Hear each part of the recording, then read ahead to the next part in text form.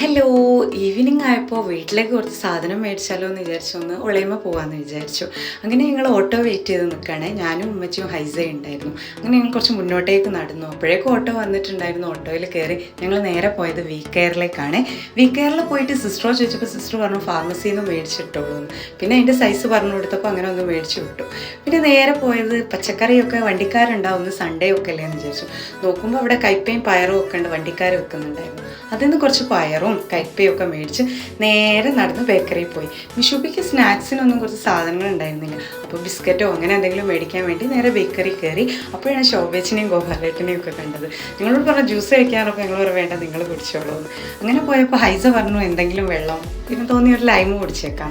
അങ്ങനെ അമ്മച്ചിക്കും ഹൈസ ഒരു ലൈമ് മേടിച്ചു കൊടുത്തു. അവർ രണ്ടുപേരെ കുടിച്ചു. പിന്നെ ബട്ടർ ബന്നും കുറച്ച് അങ്ങനത്തെ ബന്നും സാധനങ്ങളൊക്കെ മേടിച്ചിട്ട് ഞങ്ങൾ നേരെ പോകാൻ നിൽക്കുമ്പോഴാണ് അളിയൻ വന്നത് കേട്ടോ. അപ്പോൾ അളിയൻ എന്താക്കി ഹൈസക്ക് ബിസ്ക്കറ്റ് മേടിച്ചു കൊടുത്തു. പിന്നെ മീൻ വണ്ടിക്കാരോട് ഞങ്ങൾ മീനൊക്കെ മേടിച്ചു. നേരെ പോയത് പച്ചക്കറി മേടിക്കാനാണ്. ഞങ്ങൾ പുസ്തക്കാൻ്റെ പീടികയിൽ നിന്നാണ് പച്ചക്കറി മേടിക്കാറ്. ഇവിടെ നിന്നാണ് എന്ത് പരിപാടി ഉണ്ടെങ്കിലും പച്ചക്കറിയൊക്കെ നമ്മൾ മേടിക്കാറ്.